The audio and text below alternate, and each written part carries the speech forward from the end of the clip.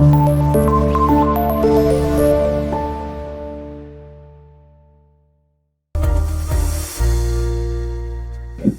वालेकुम स्टूडेंट्स, मैं हूं उमर तारक, आपका फिजिक्स टीचर।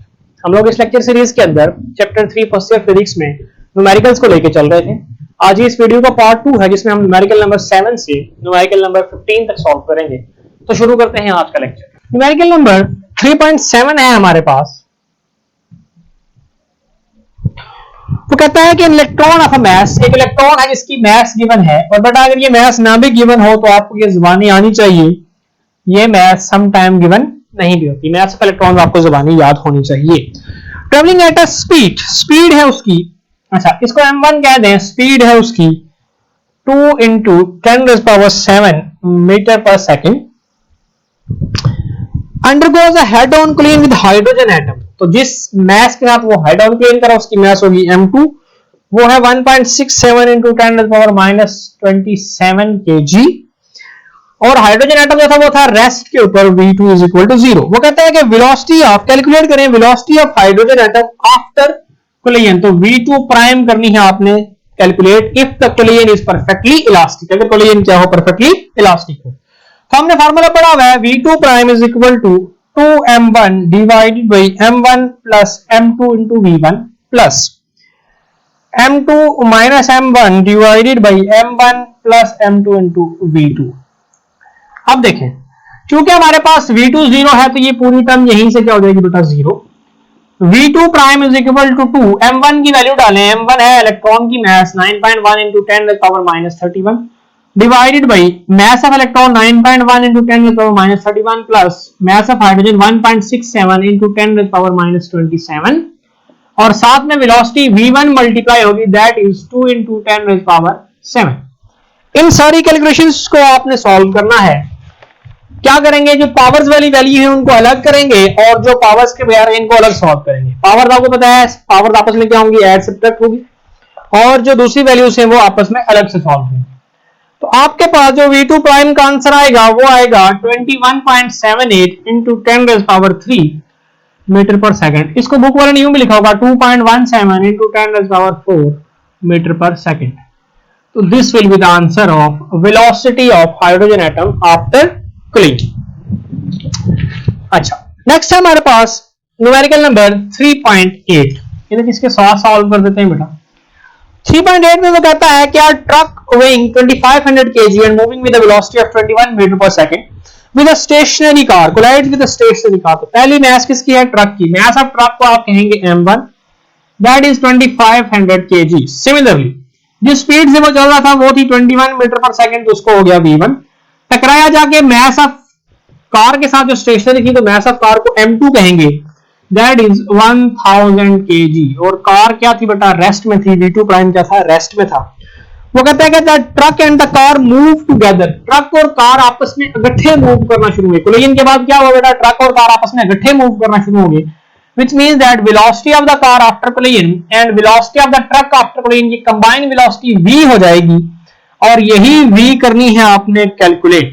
तो देखें, आपने पढ़ा हुआ है law of conservation of linear momentum, m1 v1 plus m2 v2 is equal to m1 v1 prime plus m2 v2 prime. ये बन जाएगा बेटा m1 v1, v2 चूंकि 0 है तो लिखने की जरूरत नहीं है, ये टर्म पूरी हो जाएगी 0 plus 0 is equal to m1 v plus m2v, क्योंकि v1 प्राइम भी v के बराबर है, v2 प्राइम भी v के बराबर है।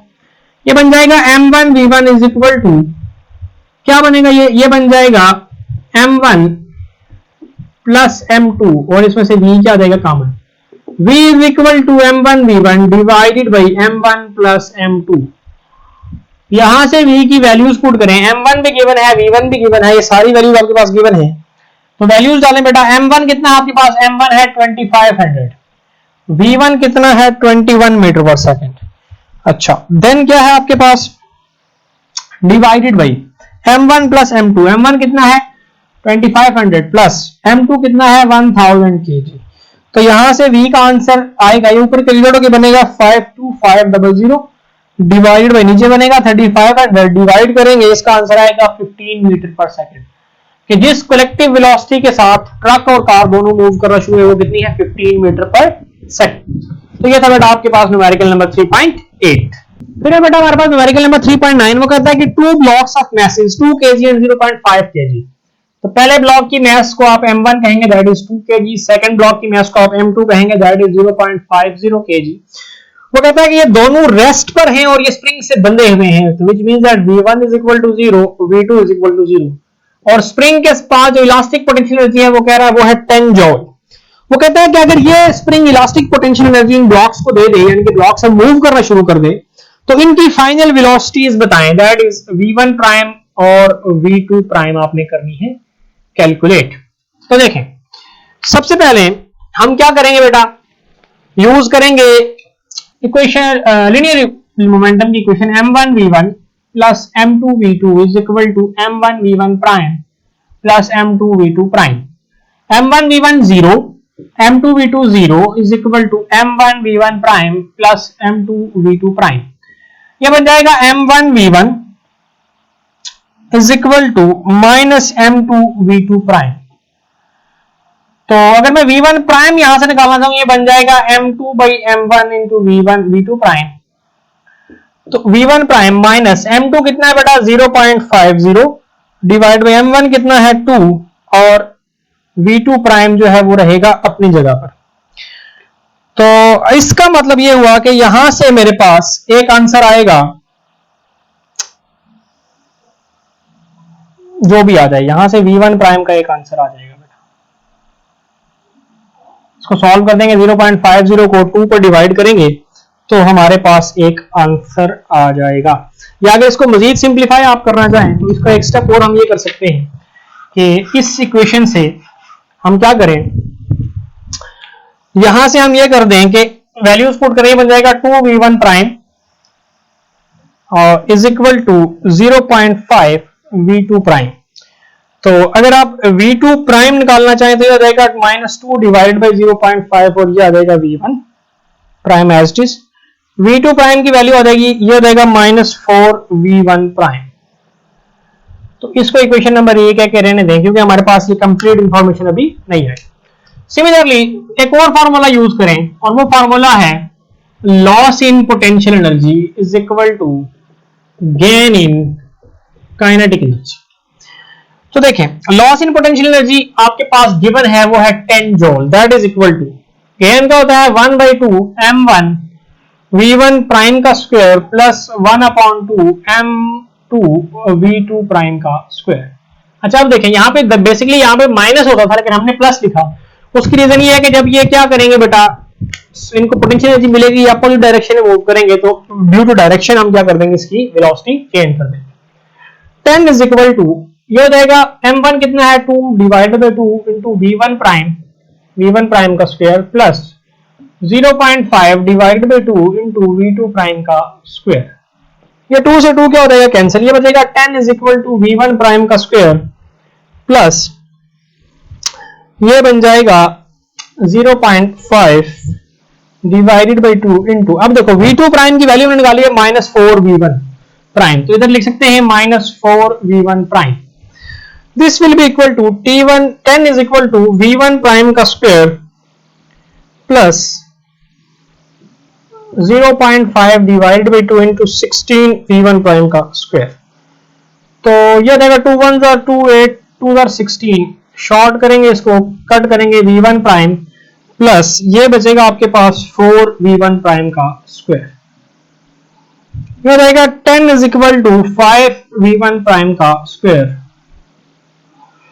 v1 प्राइम का square is equal to 10 divided by 5 and v1 prime is equal to root of 2, cancel करके रूट ऑफ 2 आ जाएगा। अब देखें इस v1 प्राइम को यहां पुट करें, v2 prime is equal to -4 into root of 2 और ये आपके पास आएगा -5.6 मीटर पर सेकंड, इसके साथ भी आप यूनिट लिखेंगे मीटर पर सेकंड।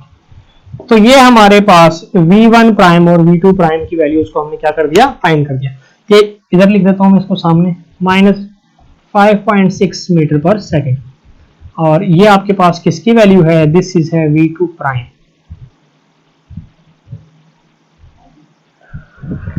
तो ये था हमारे पास numerical number 3.9।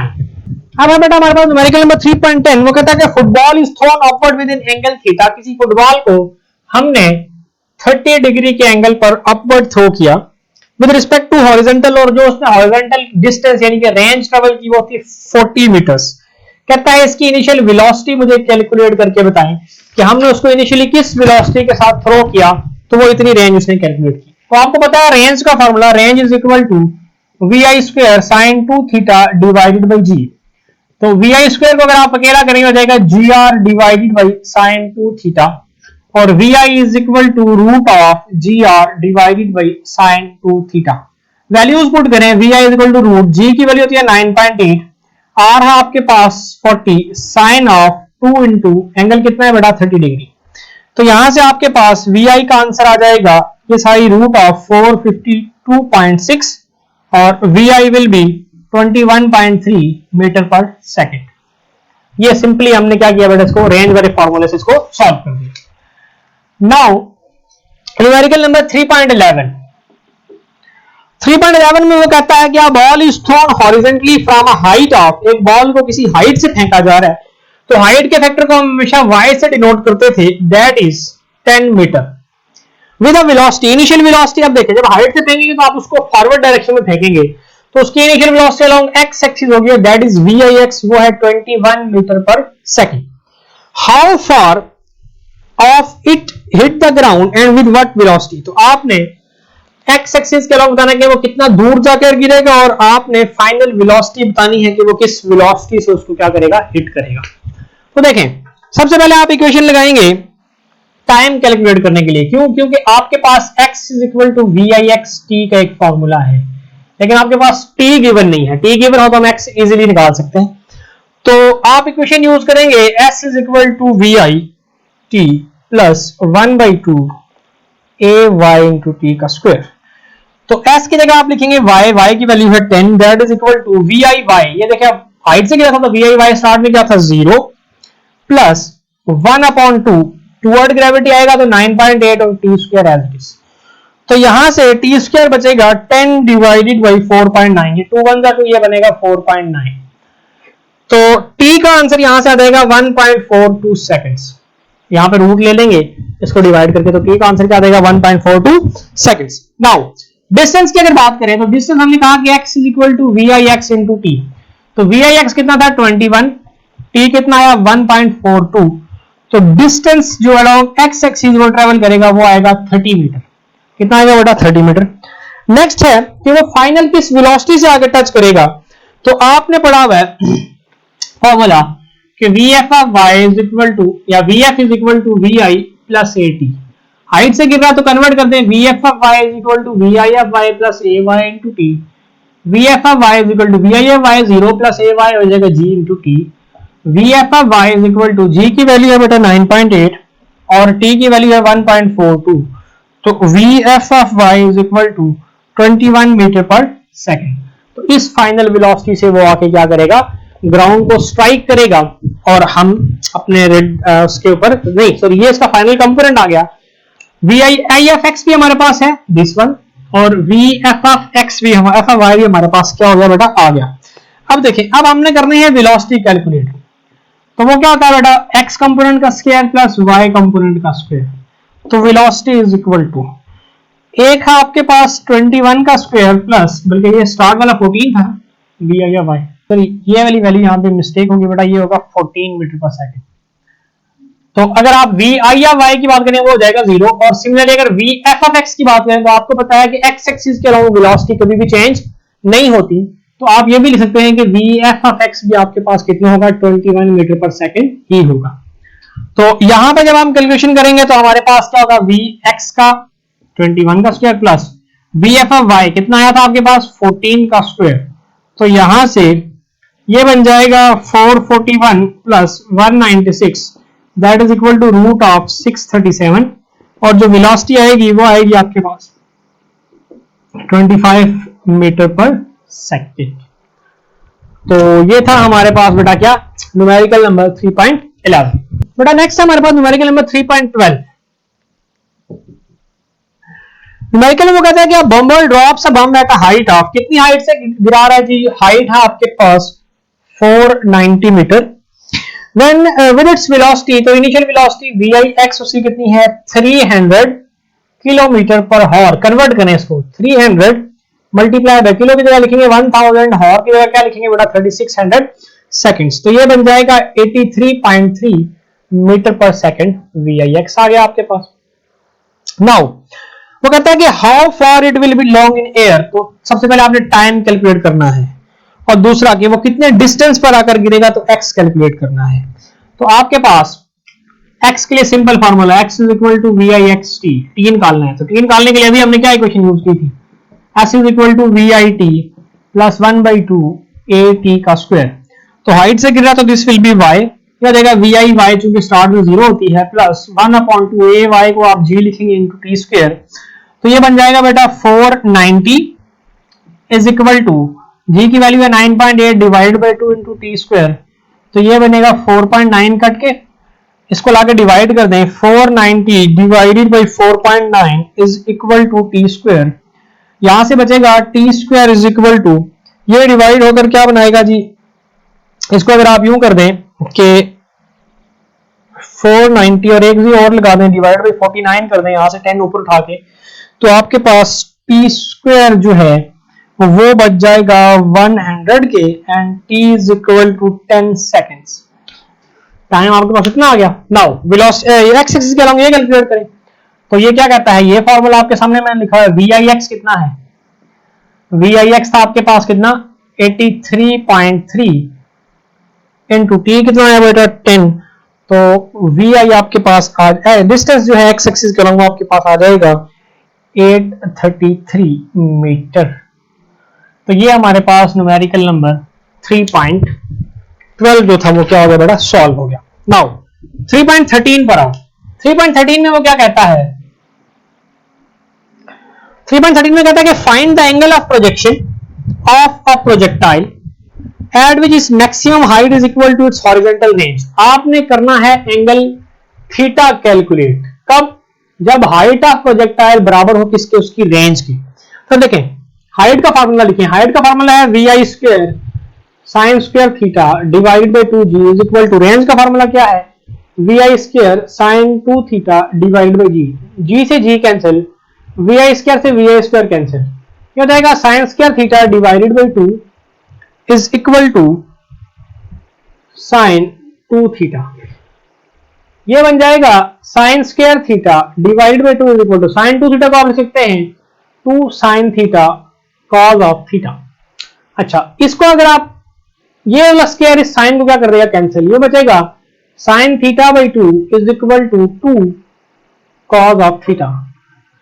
Sign theta divide by cos theta को इस तरफ करें, कॉस थीटा इक्वल टू 2 2 आर 4, ये हो जाएगा बेटा tan theta is equal to 4, theta is equal to tan inverse of 4 and theta will be equal to 76 degrees.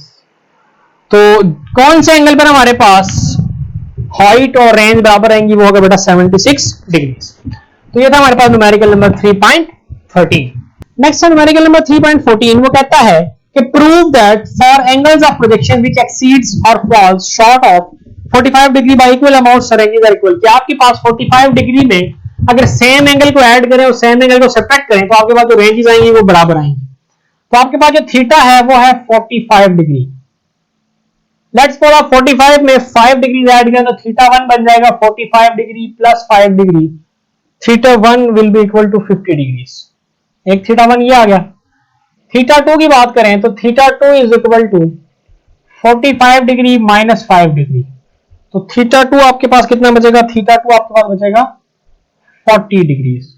इन दोनों के ऊपर हमने अब करनी है रेंज को कैलकुलेट। तो रेंज का फॉर्मूला लेट्स सपोज को R1 कह दें, वो आपने क्या पढ़ा था VI square sine 2 theta divided by g। Range is equal to VI square अपनी जगह पर VI स्क्वायर बाय g को बाहर लिख दें, साइन ऑफ 2 इंटू 50 डिग्रीज। तो साइन 100 आपके पास आता है 0.984 VI स्क्वायर और ये हो जाएगा 0.984। तो रेंज 1 का आंसर आपके पास ही आ गया। सिमिलरली R2 की वैल्यू भी यही है VI square by g into sine 2 theta. तो थीटा की जगह क्या पुट करें, थीटा की जगह पुट करें 40 डिग्री। तो range of 2 VI square by g sine of ये हो जाएगा 80 डिग्री और साइन 80 की वैल्यू भी रहती है 0.984, तो ये हो जाएगा V I square by G, ये जी है बेटा, इंटू 0.984। तो देखें ये दोनों के आंसर्स क्या आ रहे हैं, सेम आ रहे हैं, विच मीन्स दैट कि ये वाली स्टेटमेंट ट्रू है कि आपके पास 45 के एंगल में same projection, same angle exceed करें, सेम से फॉल करें तो रेंजेस क्या रहेंगी, इक्वल रहेंगी।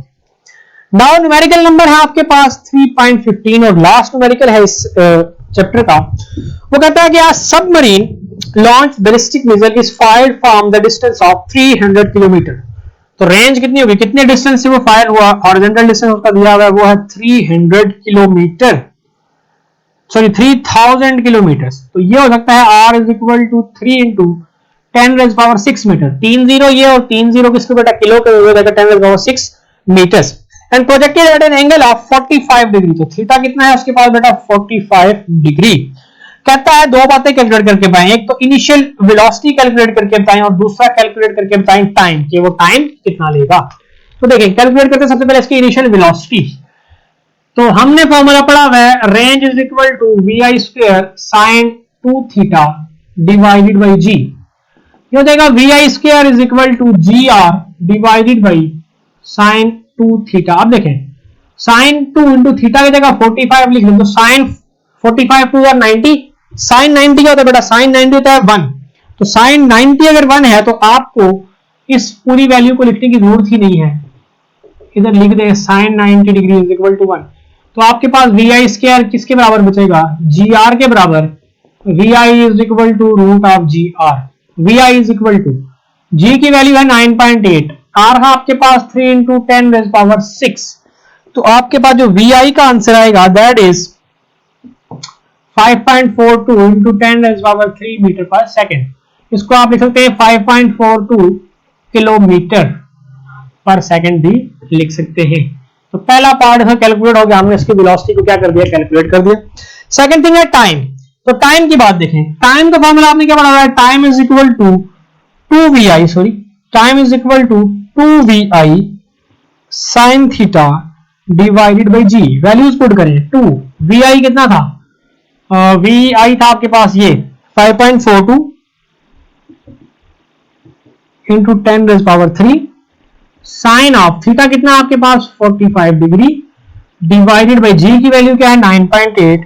तो यहां से कैलकुलेशंस करेंगे तो ये बन जाएगा आपके पास 782 सेकंड्स, या अगर इसको 60 पर डिवाइड करें तो अप्रोक्सीमेटली आपके पास 13 मिनट्स बनेंगे। अगर मैं 782 को 60 पे डिवाइड करूं तो अप्रोक्सीमेटली मेरे पास जो मिनट में आंसर आएगा वो आएगा 13 मिनट्स। तो बेटा ये थे हमारे पास चैप्टर नंबर 3 के न्यूमेरिकल्स। होपफुली आप लोगों को चीजें समझ आई होंगी। अगर कोई क्वेश्चन हो, कोई बात समझ ना आई हो तो आप लोग पोर्टल के थ्रू मुझसे डिस्कस कर सकते हैं। नेक्स्ट लेक्चर में मिलेंगे नए चैप्टर्स के साथ, नए न्यूमेरिकल और एक्सरसाइज के साथ। अपना ख्याल रखिएगा। अल्लाह हाफिज़।